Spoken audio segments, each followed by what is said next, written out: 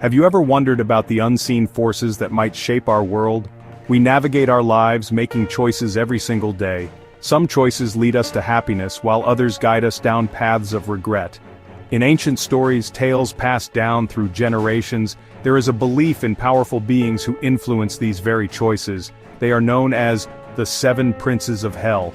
These are not merely monsters from a scary story, they are said to be cunning rulers, each commanding a kingdom built on a specific human weakness. Their goal, the stories say, is to gently nudge us, to whisper ideas into our minds, leading us away from what is good and towards what can ultimately cause us pain and suffering. These seven princes are masters of temptation. They don't appear with horns and a pitchfork, commanding us to do wrong. Instead, their influence is subtle, like a quiet suggestion that plants a seed of doubt or desire in our hearts. Each prince represents one of the seven deadly sins, a collection of vices that have been recognized for centuries as harmful to the human spirit. They understand our deepest insecurities and our most powerful longings. By playing on these feelings, they can slowly turn us against one another, and even against ourselves. Understanding their methods is the first step in recognizing their influence in our own daily lives, helping us to see the choices we make more clearly. Imagine seven distinct kingdoms, each one a reflection of the sin it represents. These are the domains where the princes reside, from which they extend their influence into our world. One might live in a palace made of mirrors, another in a gloomy, fog-filled forest, and yet another in a fortress constantly ablaze with fire. These settings are not just fantastical places, they are symbols of the internal state that each sin creates within a person. A heart full of pride is like a hall of mirrors, reflecting only itself. A soul consumed by envy lives in a perpetual gloomy fog, unable to see the sunshine in its own light. These stories paint a vivid picture of the spiritual battle for our hearts. The journey we are about to take is one of exploration. We will venture into the symbolic realms of these seven powerful entities.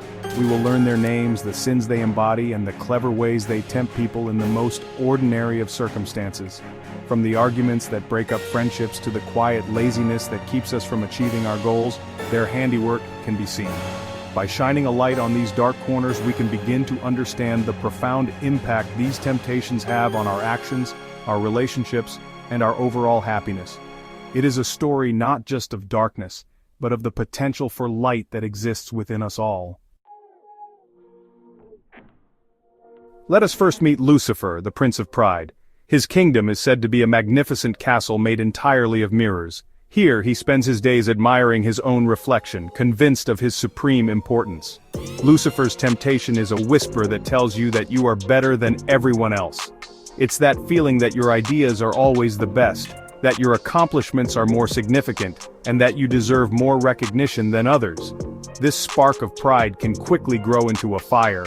It makes us unwilling to listen to advice, quick to argue, and eager to compete rather than cooperate. It isolates us, building invisible walls between us and those who care for us, making true connection impossible. Next, we journey into a dark and gloomy forest, a place where the sun never seems to shine. This is the domain of Leviathan, the Prince of Envy. Leviathan doesn't live in a grand castle.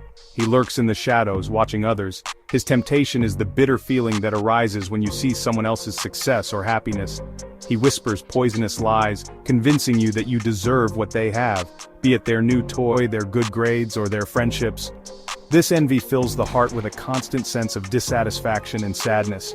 It can lead to anger, resentment, and even a desire to take things that do not belong to you, all because you cannot appreciate the good things you already possess.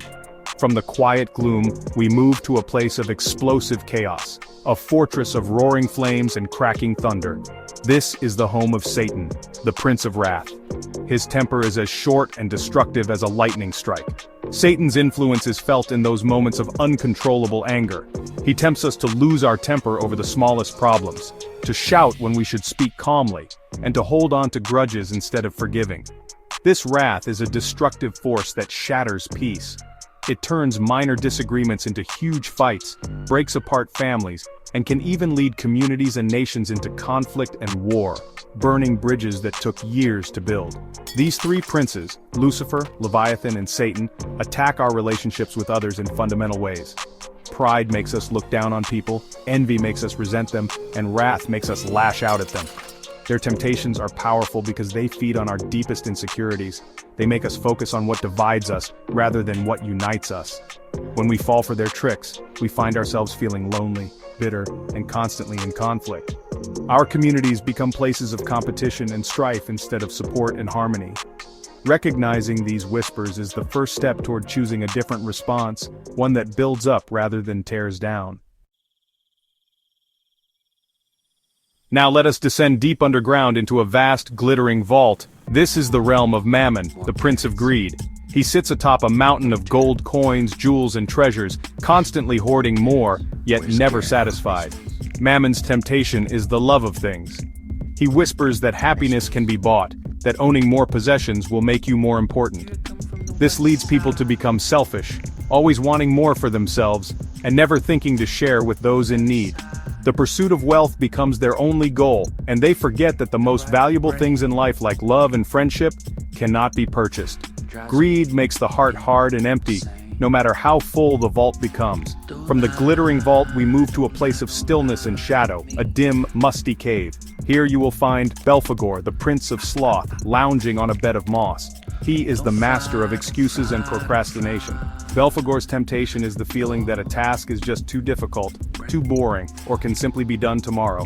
He persuades you to be lazy, to leave your chores undone, your homework forgotten, and your promises unkept.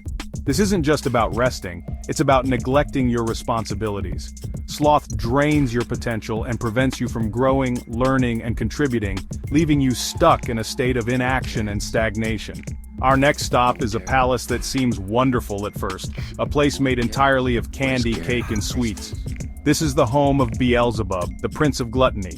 He encourages us to indulge without limit, to take far more than we need. His temptation is not just about food, it's about excessive consumption of anything. He convinces people to eat until they are sick, to waste food that others could have eaten, and to always seek more pleasure for themselves. Gluttony makes us forget about moderation and health. It teaches us to take and consume without thinking of the consequences for our bodies or for a world where many people do not have enough. Finally, we enter a strange and confusing place, a world filled with a sweet-smelling mist and alluring whispers. This is the domain of Asmodeus, the prince of lust. He tempts people to chase after intense desires without thinking about the consequences. This isn't just about romance, it's about any powerful, selfish want that disregards the feelings of others.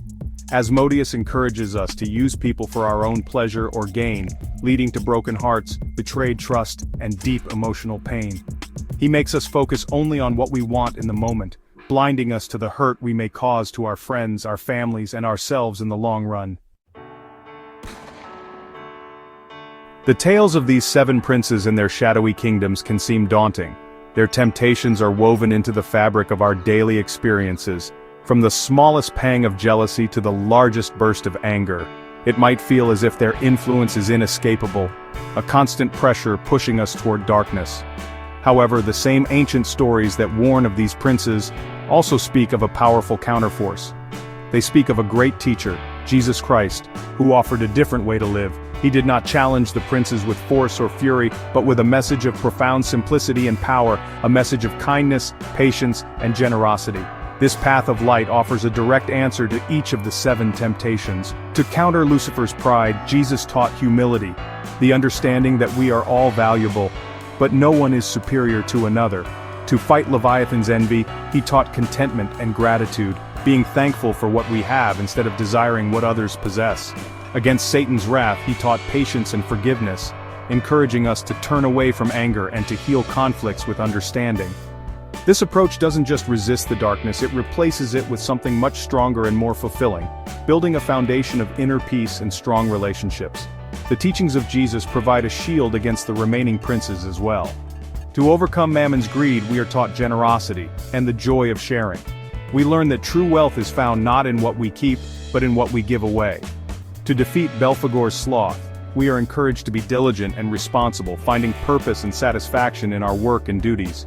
Against Beelzebub's gluttony, we learn self-control and moderation, respecting our bodies and the world's resources. And to resist Asmodeus's lust, we are taught to love genuinely, to respect and care for others, rather than using them for our own selfish desires. Ultimately, the choice is ours. The whispers of the seven princes will always be there, tempting us toward easy, selfish choices that lead to isolation and unhappiness. But the path of light is also always available.